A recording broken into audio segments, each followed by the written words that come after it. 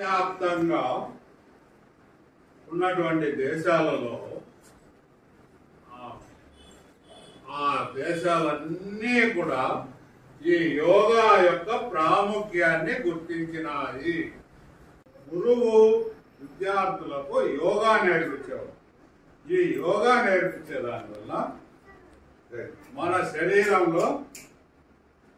శరీరంలో అనారోగ్యాలు తగ్గుతాయి, శ్వాసకోశ సంబంధ వ్యాధులు రావు.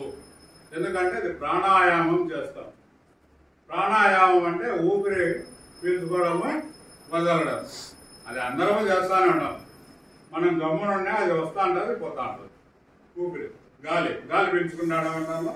అది ఏకాగ్రత, కాన్సన్ట్రేషన్ ఉండాలి. అది ఉండాలంటే మనం ప్రాక్టీస్ చేయాలి. ఆ ప్రాక్టీస్ చేయడాన్ని యోగా అంటారు. యోగాతో మన శరీరంలోకి వచ్చేటువంటి రోగాలు ఏమైనా కూడా నయం చేయవచ్చు.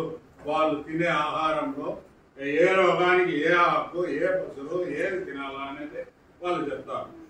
ఏకాగ్రతతో చదివి యోగా చేసి మన మనస్సును స్థిరపరచుకొని చేసే పని మీద లగ్నం చేయాలంటే మన మనసు లగ్నం కావాలి.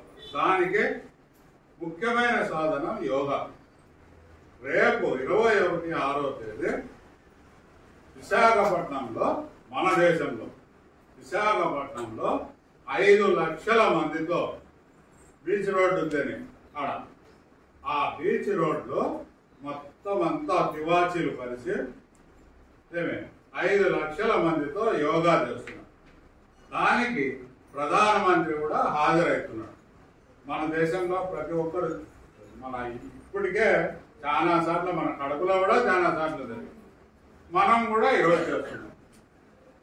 రేపు ప్రపంచ యోగా దినోత్సవం, అంతర్జాతీయ యోగా దినోత్సవం. అంతర్జాతీయం అంటే ఒక్కొక్క జాతి ఒక్కొక్క దేశం. ఆ విధంగా ఉన్నప్పుడు అన్ని జాతులు కలిసి అంతర్జాతీయ ప్రపంచం